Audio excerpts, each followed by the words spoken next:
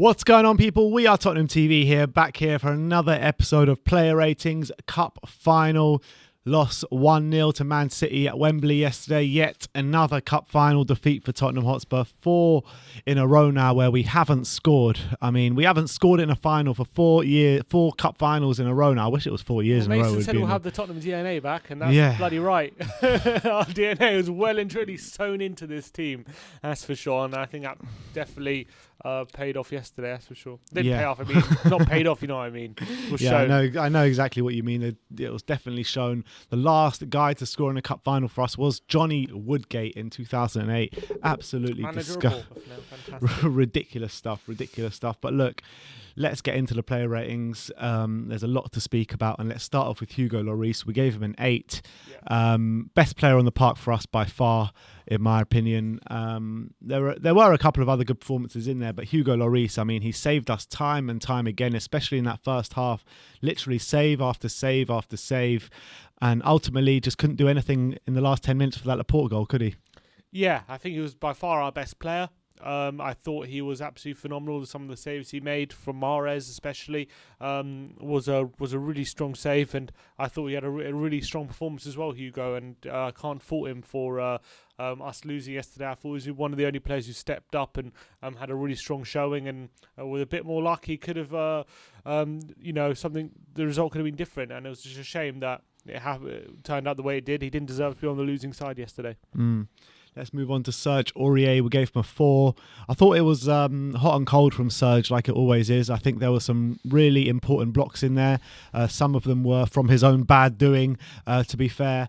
And then he was the one that gave away the free kick for the goal, as it usually is, isn't it? So that's the most frustrating thing with Serge. The guy is going nowhere. Sterling is literally going into the corner, and he decides to foul him. It's always a needless free kick, always. So needless. And I know you can't put all the blame on him conceding from the free kick, but the fact is he conceded it really needlessly. And I thought most of the game on that right hand side, there were a few moments where Cancelo and Sterling got away from him, but by and large he dealt with it okay. I thought defensively he was alright. Going forward he didn't offer anything really. I think at one time he got across into the box, and we didn't get a goal or we didn't get a chance or anything, but I think it was a tough time for him, but it's just so annoying. I know it was a tough game for him. He had so much to deal with these City players, and I appreciate that. But I think a lot of the times he was found wanting, and that free kick ultimately was costly. Yeah. Let's move on to Toby Alderweireld. We gave him an 8 as well. I thought Toby, like Hugo, probably didn't deserve to be on the losing side on the day. I thought that Toby played really well, and I thought it was his best performance for a long time, to be honest, in Toby Alderweireld. Countless amount of blocks. I thought it was a near faultless display from him. There was a couple of mishaps in there that didn't really lead to anything, but I really thought Toby Alderweireld, this was the Toby of old, and I thought he used his head really well in terms of his positioning sense and that kind of stuff. His pings were kind of didn't really work because everyone around him was completely piss poor, but I thought in terms of Toby and an isolated player, I thought he was pretty good, to be fair. Yeah, and I thought it was a really strong performance from Toby. A lot of leadership. I thought he was leading by example. I thought his passing out of everyone else was actually the strongest, like little dinks into midfield, and obviously his switches of play are always strong. And I thought he put in a really great display. That block from Foden was world-class. Typical when he blocked onto the post. One of the few players that had a shot on goal as well. Exactly, yeah. He one of two from 25, which actually wasn't too far away for a centre-back. At least someone had a go. At least he had a pop, right? He tried to test the keeper, although it went wide. And I think he can be proud personally of his performance, but I don't think we can as a team. Let's move on to Eric Dier. We gave him a 7. I think similarly to Toby Alderweireld, I think he did have a strong game, Eric Dier. Look, there was that one mishap in there that nearly led to a goal. I think was it Foden hitting the post from it? Yeah. But apart from that, I thought he was pretty good, Eric Dier. I think there were, again, similar to Toby, there were some really important blocks in there. I thought he was sounding strong. His passing let him down a few times? I think it did. I would say I don't know if it was planned or not, but City did this clever thing where they kept forcing him onto his left foot, and he kept having to use his left foot, and his passing is so much weaker on his weaker foot than it is on his right foot. And I'm sure that's planned. That must have been planned because every time he seemed to have the ball, they seemed to always manoeuvre the pressing, so he's always forcing him onto his left. And whenever he tried to release the ball, a lot of the time either went out of play or he's given away or it wasn't the strongest. But I think from a defensive point of view, he was really, really strong, and I thought he dealt pretty well in the back line, and he had a good display overall, I felt. Let's move on to Reguilon. We gave him a 3. I'm really, really starting to worry about Reguilon because it's been a while now. He hasn't showed any sort of consistency whatsoever in a Spurs shirt. I thought that he was massively off the pace yesterday. Again, when he did get forward, I thought he lacked quality big time in his delivery. And just not a good display from Reguilon again.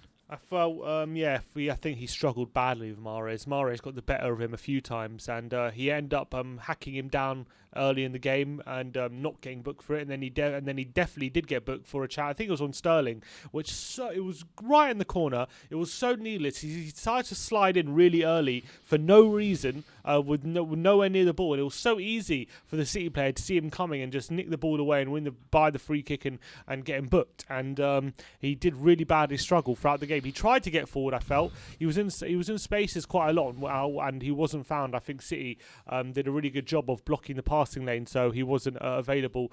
One of the only times he was actually in a decent position, Hoybier decided to play the ball out of play, which was really frustrating. And I think, overall, a really poor display from Reguilon, to be honest, and very disappointing.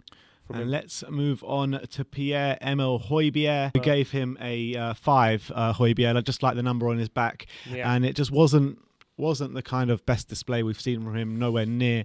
I thought that in the middle of the park, he was very busy there. Quite a few interceptions, quite a few clearances to put a plus down next to his name. But the minuses next to his name definitely go down to his passing, because I thought absolutely awful passing in there from the middle, breaking down so many times we could have gone forward, and then there was that moment you were just talking about where he broke through into the box and just let it run out of play, and that just kind of epitomised what we were all about yesterday. Yeah, I thought he was from a defensive point of view, I thought he was competing quite well, and I thought a lot of the times he was mopping things up in the centre and forcing Man City players to play the ball out of play or shielding it out of play as well, which was really good stuff. But unfortunately, on the ball, when he needed to take a bit of responsibility in that effect, he was found wanting quite badly. And that was a worrying thing. And a few times now, especially of late, his quality on the ball has been lacking, whether it be a first touch or a pass or anything like that. And which was something that was very strong at the beginning of the season, he was excelling at, and now he seems to be struggling at it, which is a worry. So he needs to shape up in that aspect. Whether it's due to tiredness or whatnot, we don't know. But his quality on the ball definitely seems to be found wanting of late. Harry Winks, we gave him a 4, back in the starting lineup for the first time in ages. I mean, I can't remember the last time he started a game. When was it in the league? Yeah, I don't know. You know what I mean? When's the last time he started a game in the league? I know this wasn't in the league. It was the cup. Leeds in bloody January. Yeah, I mean, this was a cup final, and you start Harry Winks. I mean, it doesn't make sense to me with Ndombele on the bench. He was kind of sitting in front of the defence just alongside Hoybier, and look, he just didn't add anything to the game. He just didn't add anything. What does he do on that pitch? What does he do? I don't know. He didn't do anything really. I got to say that he was pretty anonymous. City kind of was easy to play around him. He wasn't really aggressive. I thought he competed fairly well, but like his passing, he tried to get it moving quickly, but there wasn't many options for him, especially in a performance where we were lacking in possession, lacking control of the game. He was pretty anonymous, and City, I felt like City dealt with him very, very, very easily. He was, whenever he got the ball, he was kind of shuffled out of the game, and I doubt, like, he just wasn't really involved. He wasn't really involved a lot in the performance, and it was poor. It was his first start since Palace, 4-1. Okay.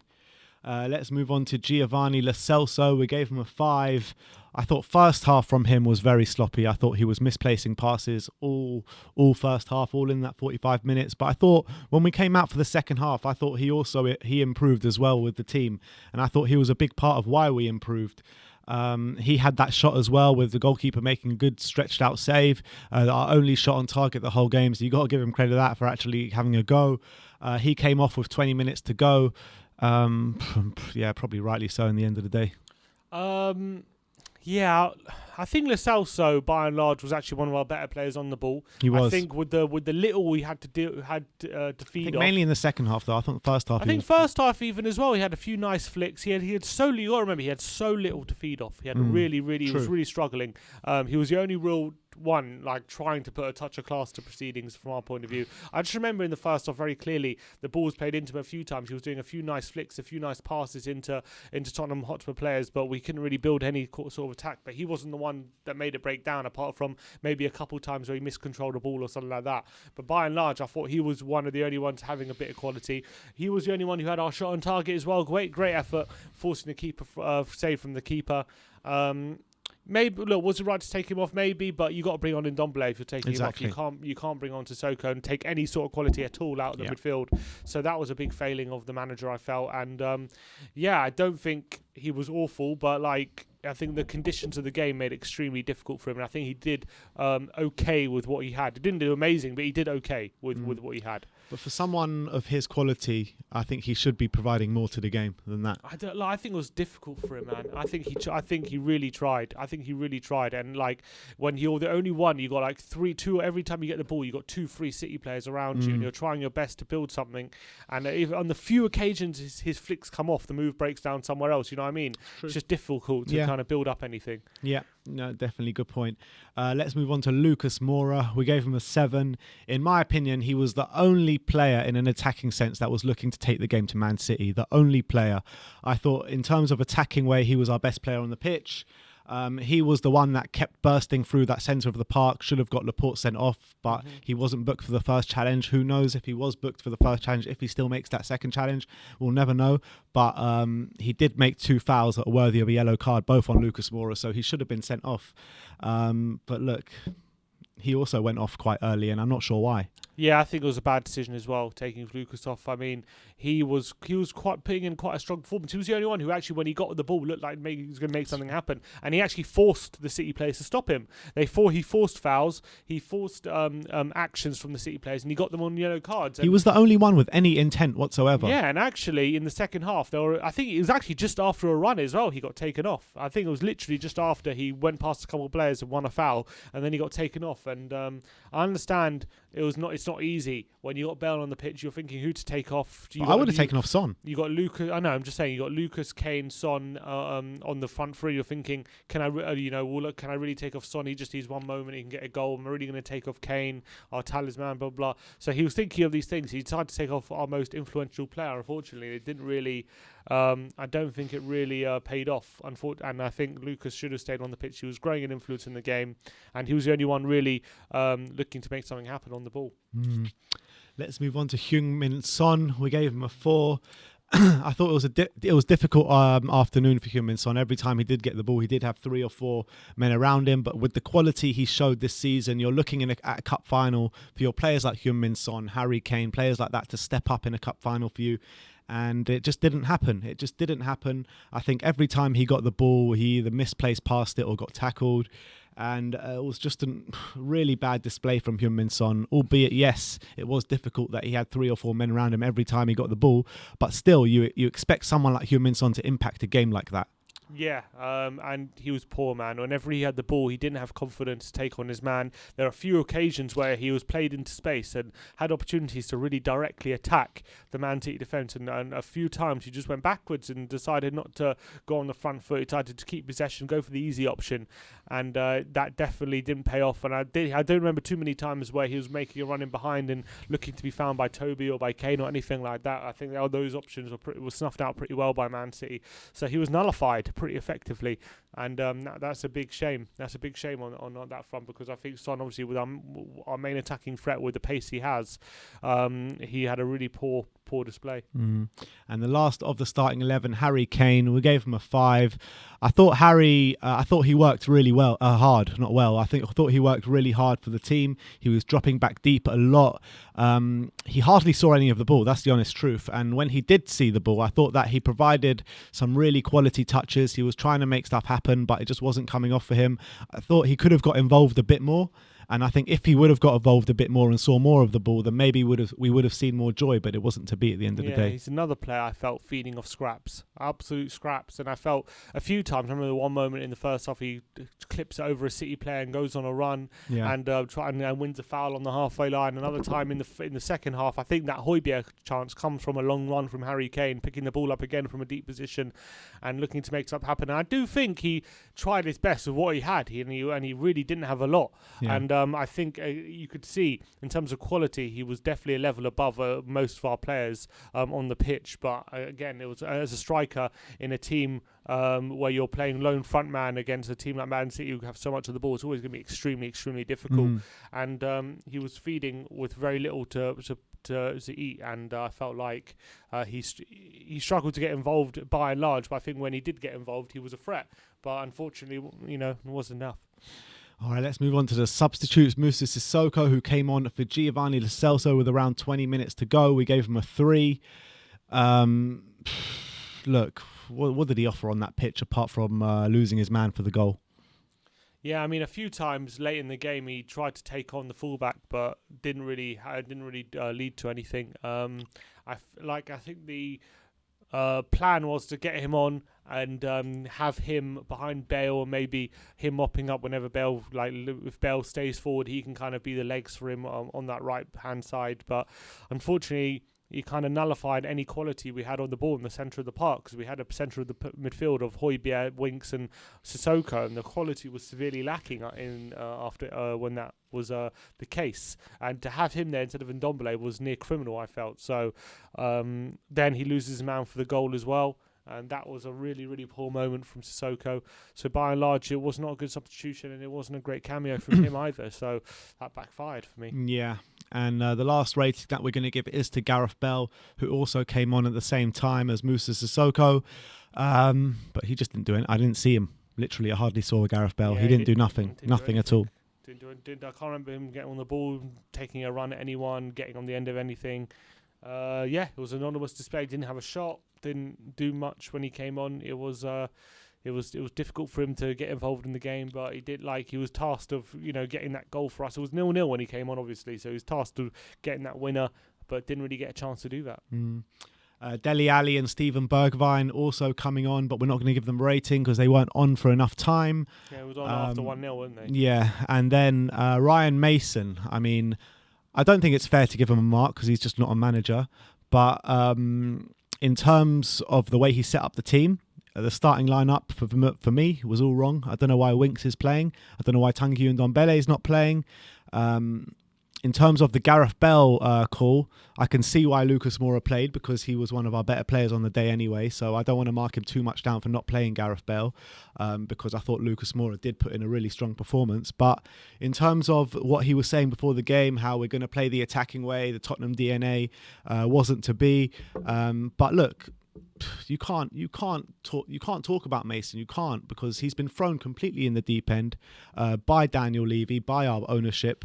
And it's all on their hands. It's got nothing to do with Mason. It's all on their hands. Yeah, I completely agree. Mason made a lot of mistakes, I felt, in that final. But in your second game ever as manager, it's bound to happen, especially when you're such a young manager. 29 years of age, and he's just go on, play the best team in Europe in a cup final. And we got outdone, we got dominated. The approach we went into the game didn't work at all. Yes, we held out to the 82nd minute, but we definitely should have conceded before then.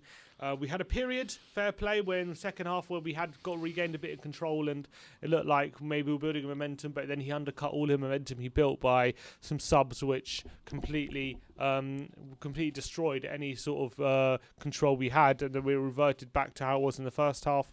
So, unfortunately, he did some good stuff, like very minimal in terms of the good stuff that he did. By and large, he made a lot of mistakes. And subs as well. Yeah, so I'm talking about him saying the subs really undercut the progress we were making in the game. So I think the plan... As soon as he came on Sissoko, it was game over. Yeah, I just think the plan he went for didn't work. We tried to play out at the back, but he says a lack of preparation was a factor on us not playing as best we could, but that's all down to the board, in my opinion. The thing is, yeah, I don't agree, because in the second half, we were the team in the ascendancy, and the thing that screwed us the most was him bringing on Sissoko. That's what screwed us, because I actually thought, when I was watching it in the second half, I was like, all right, maybe we can get something here. Because I thought in the second half, at that point, when Sissoko came on, we were the better side in that moment in the game. Well, then we were building, we had the momentum. Exactly, we were the ones with the momentum. Man City weren't really troubling us that much in the second half. Yeah. And we were the team, okay, we didn't have many shots on goal and many chances, but we were the team with, building up possession or a lot finding more, a bit of space and more spaces and what have you. And then when he brings on Sissoko, that killed us completely. It just killed us. No, it's true. It's true, but I think in terms of the why we struggled, so I think what Mason was referring to is why we struggled so badly building from the back, with where we kept reverting to going long most of the time, and he was bringing that down to lack of preparation in terms of dealing with those kind of situations. But yeah, in the second half, I agree, there was a period where we definitely were on top and definitely looked good, but he undercut it. So that's what happened. All right, so there you have it. Another cup final defeat for Tottenham Hotspur. Another cup final where we don't even get to celebrate a goal. But there you have it, 1-0 to Man City at Wembley yesterday. We move on to more ENIC out protests. We move on to some sort of a top 4 race or top 4 stutter. But we'll see what happens from now until the end of the season. 5 games to go. We got to start off with Sheffield United this weekend, and we see where we go. But look, we have to persist with these ENIC out protests. We have to get bigger and bigger and bigger, because we just need to keep going. We need to get these, I keep saying it, but we need to get these parasites out of the club. But there you have it. Tottenham 0, Man City 1 at Wembley. Like, subscribe and comment. And as always, come on you Spurs.